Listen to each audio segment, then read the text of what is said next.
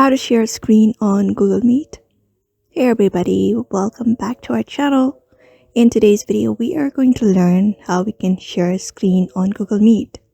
So let's just dive right into the video and find out how to do it. So if you want to share your screen on Google Meet, these are the processes you may follow. Head over to Google Meet and log in. And once you are logged in, you'll be finding this interface.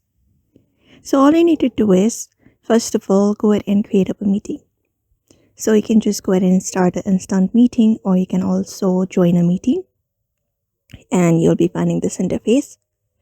So in order to share your screen, all you need to do is go to this present now option and click on it, this icon right here.